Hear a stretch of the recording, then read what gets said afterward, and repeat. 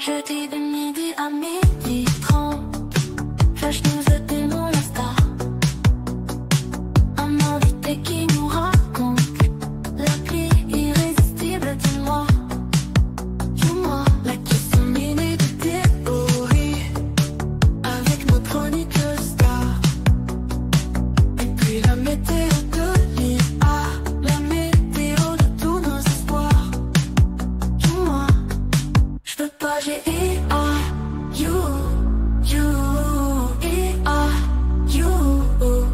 veux pas GIA,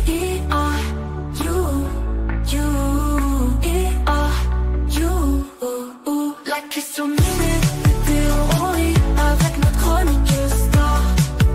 Oh. Et puis la météo de l'IA.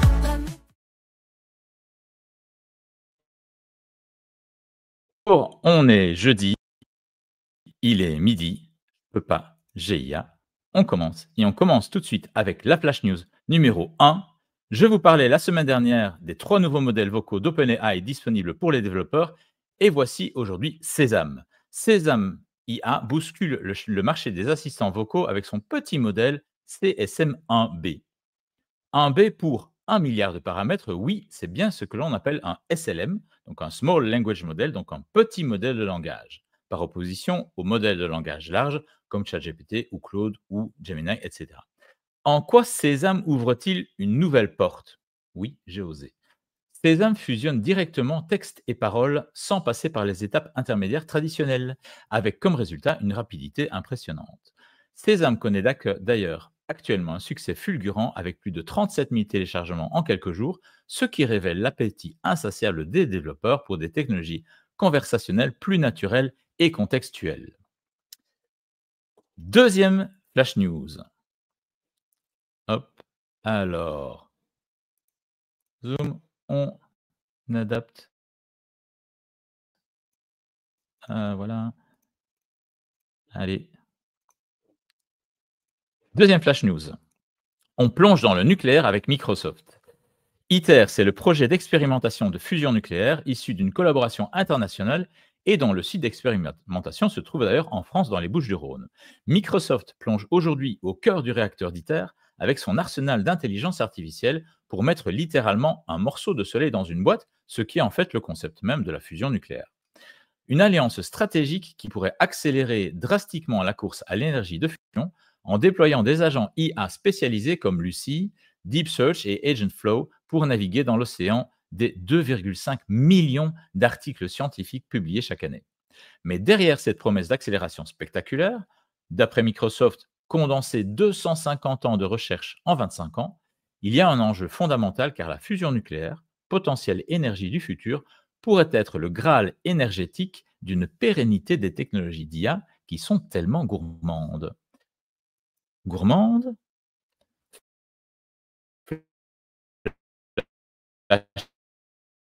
News numéro. Vous avez peut-être vu ce malheureux garçon un peu moqué par l'émission quotidienne de Yann Barthès qui demande à ChatGPT ce qu'il veut bien faire avec les ingrédients de son frigo.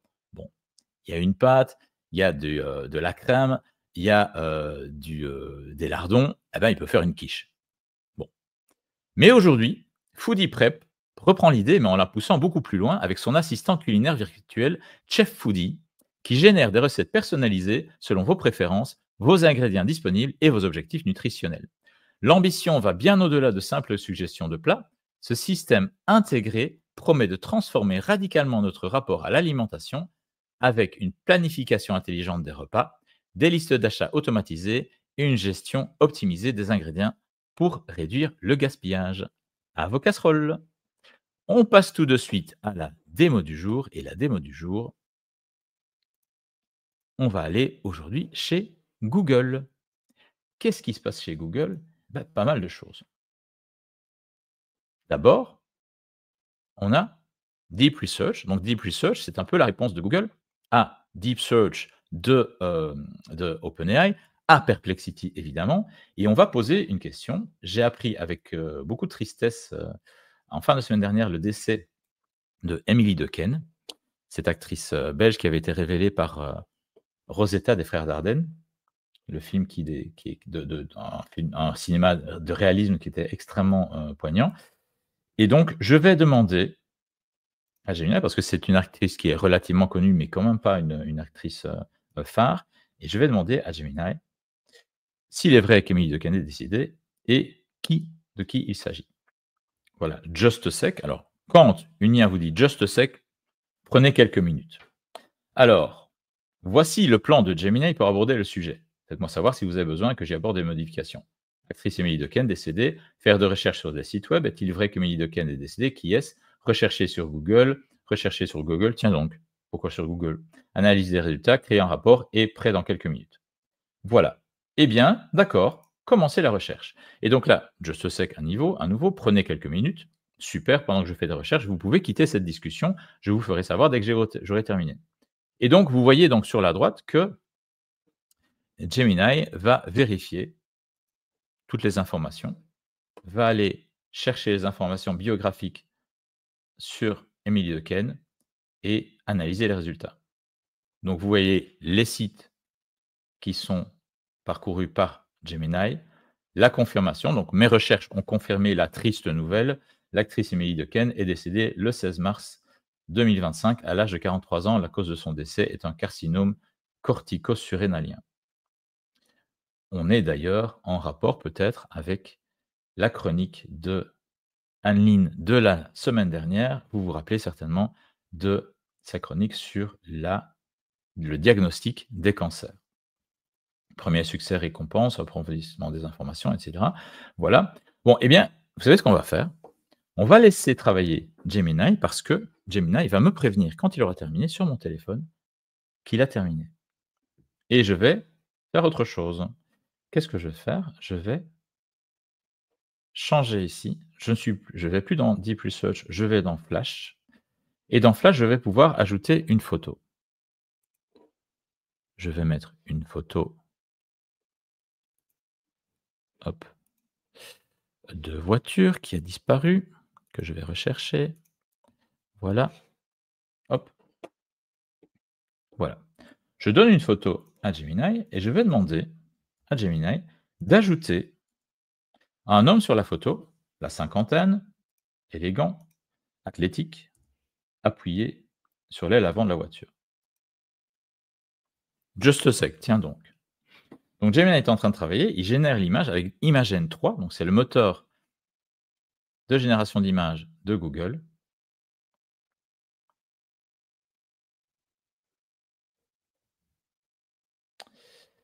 Et voilà, on a... Alors attention, ce qui est intéressant, c'est que j'ai demandé à Google d'ajouter un homme sur la photo. Google a bien ajouté un homme sur la photo. Il a repris la voiture et c'est le même modèle, avec des jantes qui sont peut-être même similaires. Donc on a bien le même modèle avec, et regardez, c'est intéressant, la même plaque d'immatriculation. Par contre, il a modifié la photo. Donc il n'a pas repris la même photo. Ce que je vais lui demander maintenant, c'est de reprendre exactement la même photo. Alors, je sais que certains y arrivent, mais si dans mes essais jusqu'à maintenant, en tout cas jusqu'à présent, je n'y suis pas arrivé, peux-tu reprendre exactement la même photo originale, virgule, celle que je t'ai fournie, je vais préciser, et ajouter l'homme.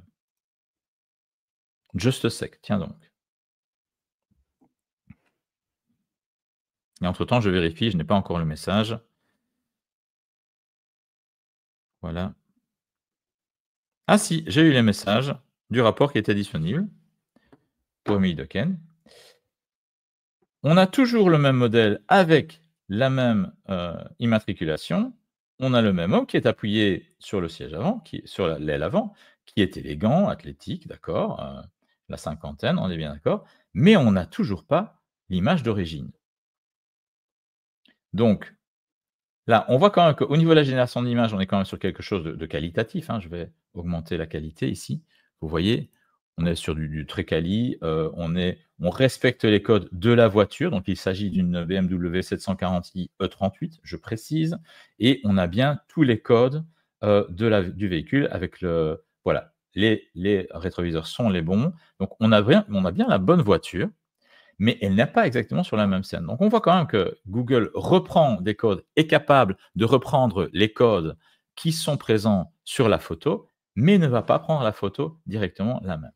On peut retourner en fait maintenant sur la recherche sur le décès d'Emily Dequesne. Voilà. Et donc le rapport est prêt. Décès d'Emily Dequesne et biographie. Malheureusement confirmé que l'actrice belge Emily Dequesne est décédée. Les proches de l'artiste et le monde du cinéma se sont réunis pour ses obsèques, etc. etc. Voilà. Carrière, succès. Voilà. On a également un aperçu des récompenses et des nominations les plus importantes d'Emily. En 99, donc au Festival de Cannes, prix d'interprétation féminine, elle était complètement inconnue pour Rosetta. Elle a gagné plusieurs prix d'ailleurs pour cette interprétation de Rosetta. Elle a ensuite diversifié sa carrière cinématographique avec divers films, Le Pacte des loups, Une femme des ménages, toujours des films pour lesquels elle a eu des prix. Elle a gagné, remporté pas mal de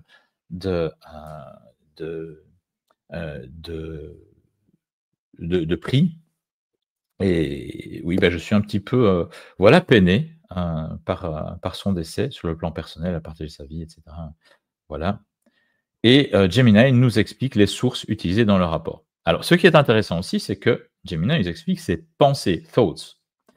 Attention, vous savez certainement ce que moi je pense des pensées de l'intelligence artificielle. Une intelligence artificielle ne pense pas, ne réfléchit pas, elle va calculer. Mais en tout cas, c'est le cheminement, si vous voulez, du raisonnement, entre guillemets, de la méthodologie que l'outil d'intelligence artificielle, Gemini 2.0, a utilisé pour pouvoir voilà, construire son rapport. Donc, assez complet. Et je dois dire que par rapport à Perplexity, on est sur une qualité qui est assez similaire. On a quelque chose de vraiment très pertinent à ce niveau-là. Voilà pour la démo du jour. On va rester ensuite chez Google pour l'App Star. Alors, Star, ça fait un petit moment que je ne vous avais pas montré d'App Star dans Je peux pas GIA. Et là, j'ai décidé de vous montrer Notebook LM, toujours chez Google. Donc, je reviens voilà, ici. Dans Notebook LM, il y a une nouvelle fonctionnalité qui est assez intéressante. Donc, source, chat, studio. Et vous voyez ici, par rapport à une source que j'avais donnée à Notebook LM, qui était en fait une préparation. Alors, ce n'est pas cette source-là que j'avais utilisée. Donc, c'est la source, c'est les IA et moi. Donc, c'est un dialogue que j'ai eu avec quelqu'un sur les intelligences artificielles. Et de cette conversation, je peux créer maintenant, évidemment, on savait déjà qu'on pouvait créer un podcast. Eh bien, on peut aujourd'hui créer une mind map, générer une mind map. Voilà, donc je l'avais déjà générée, mais là, Google est en train de la régénérer. Voilà. Elle est générée, et voilà. Donc, le sujet principal, c'est l'intelligence artificielle et ses applications. Et on va avoir les différents sujets ici, les fondamentales de l'IA, les outils et plateformes. Donc, on est en anglais. Vous voyez, donc on voit, et vous reconnaissez, si vous me suivez depuis un petit moment, si vous avez déjà assisté à mes conférences, vous reconnaissez les sujets que j'aborde régulièrement, le fait que les IA sont un calcul de probabilité dans un espace multidimensionnel de tokens, une comparaison des nuages de points, qui ne montrent pas d'émotion ni d'intelligence.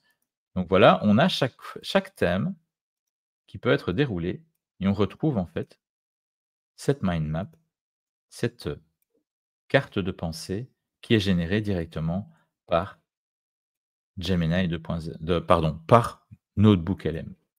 Donc, une fonctionnalité qui est super intéressante, je trouve, si vous voulez approfondir certains sujets, certains thèmes pour lesquels vous avez du contenu, comme une conférence, comme un livre, etc. C'est une fonctionnalité que je trouve pas mal intéressante. On peut derrière télécharger cette mind map.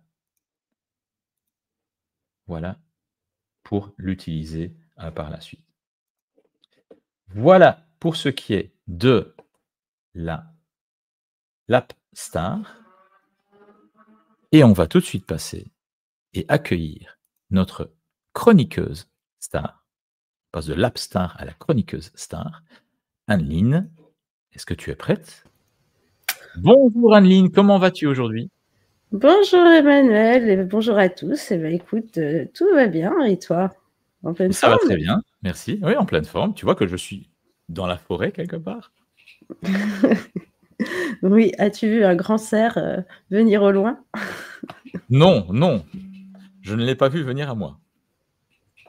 Bon, eh ben, ça aurait Anneline, pu, tu on sais. parle de sujets pardon, excuse-moi, je voudrais introduire ta chronique parce que tu nous as parlé d'un sujet très sérieux la semaine dernière avec le diagnostic médical et on reste sur, une note extrêmement sérieuse, et pour laquelle je me sens particulièrement concerné, ce jeudi puisque tu vas nous parler de l'IA dans l'enseignement, de l'IA et de la réalité virtuelle dans l'enseignement si je ne m'abuse. Eh oui, tout à fait. C'est pour ça que j'allais te dire que peut-être, si toi qui donnes des formations et des cours, tu aurais pu voir venir un cerf dans un nouvel environnement d'apprentissage.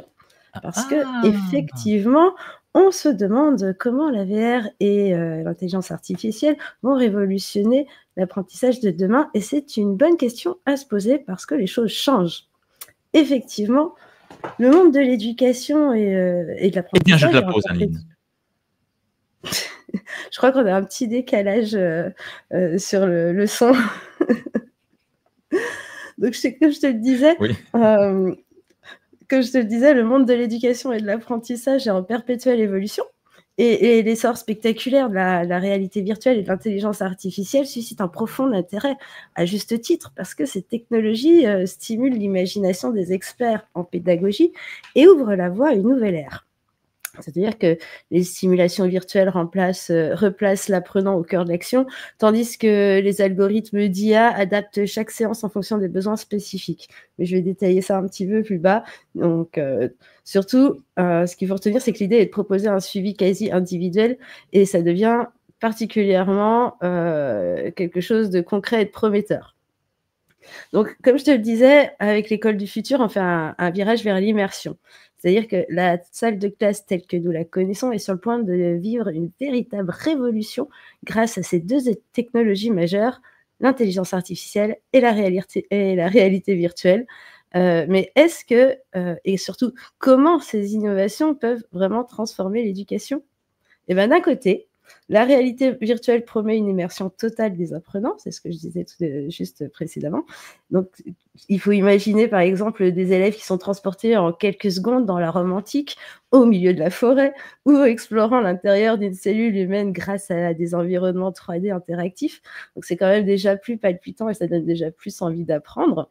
Parce que, du coup, ces expériences immersives augmentent la motivation, stimule la curiosité et facilite la mémorisation des concepts avec une augmentation potentielle quand même de 30% de la compréhension des sujets étudiés, ce qui est quand même énorme, 30%. Donc, les enseignements deviennent alors des facilitateurs, tu vois, guidant les élèves à travers des scénarios complexes plutôt que simplement délivrer un cours traditionnel. Ce qui est, je Ouais. pense, du coup, intéressant pour les deux. Et de l'autre côté, on a aussi l'intelligence artificielle, pas juste la VR, qui personnalise profondément l'apprentissage. Donc, on est dans une période de personnalisation, ce qui est une bonne chose pour l'apprentissage, justement. Donc, on a des algorithmes, pour expliquer un peu, on a des algorithmes qui analysent en temps réel les performances des élèves, qui identifient précisément leurs difficultés et adaptent automatiquement les contenus pédagogiques. Et les élèves, du coup, en difficulté, reçoivent ainsi un soutien parfaitement adapté, avec des ressources spécifiquement sélectionnées pour leurs besoins. Donc, je pense à tous les profils particuliers dont on peut parler, hein, tous les 10, tous les HP et autres profils actuels. Ça peut être quand même un sacré plus. Et du coup, ces chatbots et assistants virtuels apportent un accompagnement constant, renforçant le lien pédagogique et permettant aux apprenants d'avancer à leur propre rythme sans se sentir isolés. Donc, on en prend pour soi et pas en se comparant aux autres, ce qui est aussi très différent dans l'apprentissage et dans le ressenti de l'élève. Mais ces technologies ne se limitent pas à l'école classique. Effectivement, il faut voir, par exemple, la réalité virtuelle comme un outil pratique. Et au-delà de l'aspect ludique, la réalité virtuelle se révèle précieuse pour l'acquisition de compétences techniques et comportementales. C'est-à-dire qu'on peut voir, par exemple, dans le domaine médical, la VR est déjà beaucoup utilisée pour former des médecins avec des simulations chirurgicales ultra réalistes ou des ingénieurs pour des prototypes en 3D, donc, tout en diminuant les coûts et en augmentant la sécurité et l'efficacité des apprentissages pratiques. Donc comme ça, moins de morts, moins d'accidents, mais on apprend mieux. Et puis, on peut aussi parler d'un autre domaine dans l'enseignement, l'apprentissage des langues, notamment. Donc, dans le domaine linguistique, l'IA générative crée des expériences immersives de conversation, simulant divers locuteurs et accents. Donc, on peut échanger, parler en direct et avoir de vraies conversations sans avoir vraiment quelqu'un du pays en face de soi. Et les élèves peuvent ainsi pratiquer sans crainte de jugement et forcément en augmentant rapidement leurs aisance à l'oral. Donc, ça aussi, c'est un bon point. Il y a encore un domaine dans lequel l'enseignement va être révolutionné, c'est l'univers des jeux éducatifs. C'est-à-dire que le jeu éducatif enrichi par l'IA propose aussi des scénarios entièrement personnalisés qui s'adaptent en temps réel au progrès de l'élève, encore une fois. Donc cette adaptabilité permanente maintient l'engagement et rend l'apprentissage ludique et efficace. Alors, ce qui est bien, parce que là, on voit beaucoup, tu remarqueras qu'on voit beaucoup de bons points pour l'élève, mais il y a aussi des bénéfices pour l'enseignant, parce qu'il faut que ça soit quand même gagnant pour chacun. Donc, par exemple, libérer des tâches répétitives et administratives, ils peuvent consacrer plus de temps à l'accompagnement personnalisé et à la relation pédagogique. Tu donnais l'exemple la semaine dernière des médecins, justement, débarrassés de toute la paperasse et du coup pouvant se consacrer au plus aux patients. Et bien là, c'est pareil pour l'enseignant. Et du coup, les outils d'analyse fournis par l'intelligence artificielle permettent un suivi plus précis, décidément, aujourd'hui, c'est difficile, et simuler des élèves. Et ça facilite aussi la prise de décision éducative et ça rend le métier de l'enseignant à la fois plus gratifiant et moins stressant. Cependant, comme toute bonne chose, il faut quand même parler des défis et des limites de ces technologies, parce que tout ne vient pas sans défi. On a un coût d'équipement élevé, on a des nécessités de formation poussées des enseignants, une dépendance à des infrastructures solides et des questions cruciales autour, bien sûr, de la protection des données personnelles. Donc, la question qui revient souvent aussi, et les craintes qu'ils peuvent avoir, c'est est-ce que ces avancées technologiques vont remplacer un jour les professeurs ? Alors, si les scénarios futuristes alimentent l'imaginaire, la réalité est quand même plus nuancée. C'est-à-dire que les dynamiques humaines, l'empathie et le rôle de conseil restent inégalés. C'est quelque chose, ce sont des points qu'on soulève souvent. Toi-même, tu le dis dans l'IHA. Et cependant, l'évolution de l'IA et de la VR va incontestablement redéfinir le métier d'enseignant, qui devra maîtriser ces nouveaux outils et se positionner en tant que guide. Donc, les formations continues gagneront en importance pour actualiser les compétences pédagogiques. Donc, finalement, on va même avoir des nouveaux métiers qui vont se développer. Et du côté des entreprises, on envisage également une collaboration rapprochée avec des organismes de formation pour harmoniser les référentiels de compétences, des référentiels capables de prendre en compte l'apprentissage automatique et l'immersive learning comme standard de la formation professionnelle de demain. Et par ailleurs, les chercheurs continuent d'explorer l'impact réel de ces outils sur la motivation et la rétention à long terme. Parce que, bien sûr, il faut voir si vraiment ça reste ancré dans notre esprit, ce qu'on peut apprendre par ces biais-là. Donc, il s'agit de mesurer la valeur ajoutée concrète, au-delà de l'effet waouh, souvent associé aux nouvelles technologies. C'est-à-dire que ainsi l'avenir de l'apprentissage se dessine à l'intersection d'une pédagogie humaine et d'innovation digitale toujours plus puissante. Les perspectives, en tout cas, s'annoncent passionnantes, avec une école qui conjugue accompagnement personnalisé et immersion technologique pour préparer efficacement les générations du futur. Donc nous qui avons encore des enfants, peut-être que c'est quelque chose qu'on va pouvoir voir évoluer avec eux et peut-être qu'on pourra en profiter s'ils ont des cours en VR, ça pourrait être sympa. En tout cas, moi, ça m'aidera peut-être plus à les faire réviser.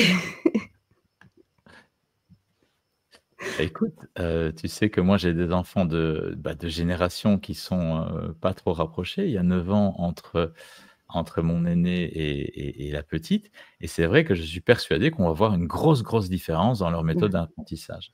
Ce qu'on voit déjà aujourd'hui, c'est que moi je constate que, tu le sais, je donne cours dans plusieurs écoles à Paris et à Lyon, et ce que je constate, surtout donc avec mes étudiants, moi, évidemment, j'utilise les intelligences artificielles. Je les autorise aussi d'ailleurs, à leur surprise parfois, «Tiens monsieur pour l'évaluation, est-ce qu'on peut aller sur internet?» «Oui, bien sûr». «Est-ce qu'on peut utiliser les IA?» J'ai «Oui, bien sûr». «Ah bon? C'est vrai?» «Oui, mais vous devez me montrer que vous les utilisez de manière intelligente». Et donc c'est là que moi j'ai évidemment un avantage certain puisque moi je suis déjà acculturé, je maîtrise ces technologies. Mais par contre, au au sein de mes collègues, je vois qu'ils sont parfois, et certains même me font part de leur désarroi parce qu'ils se retrouvent face à des situations qu'ils ne maîtrisent absolument pas et avec des technologies sur lesquelles ils sont perdus. Ils me disent: «Mais, moi je donne mes cours comme je les ai toujours donnés et puis aujourd'hui, j'ai des étudiants qui me rendent des rapports qui sont générés par ChatGPT ou l'intelligence artificielle et je ne sais pas quoi faire».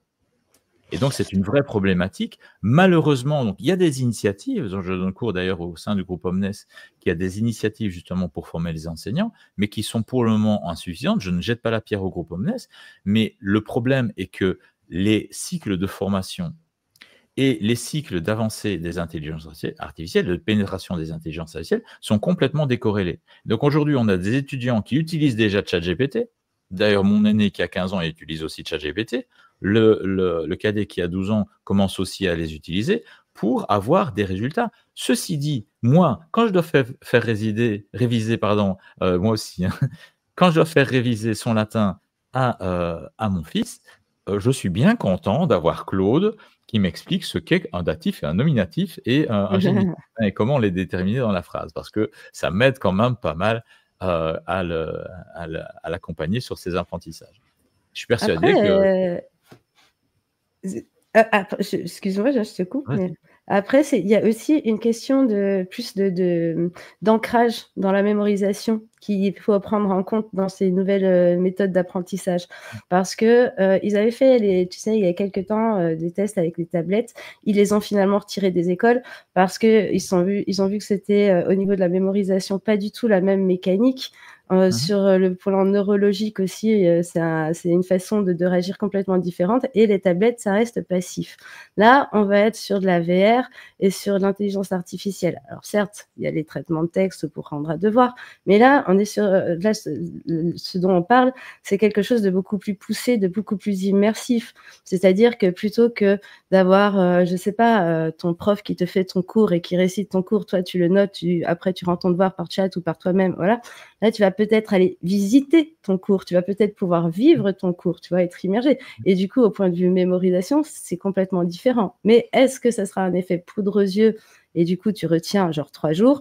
Ou est-ce que du coup, cette nouvelle méthode pourrait ancrer beaucoup plus longtemps les connaissances qu'on transmet? Je pense que c'est là, en fait, le vrai défi qu'il y a Ouais. pour l'enseignement à venir.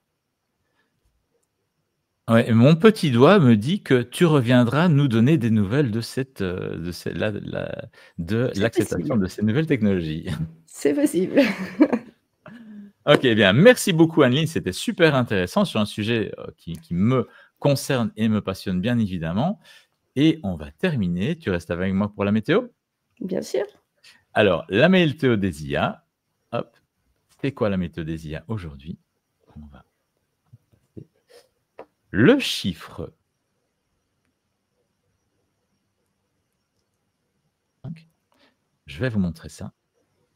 4,5 parce que 4,5 millions d'articles sont vectorisés et sont consultables en un clin d'œil par 700 professionnels de l'information.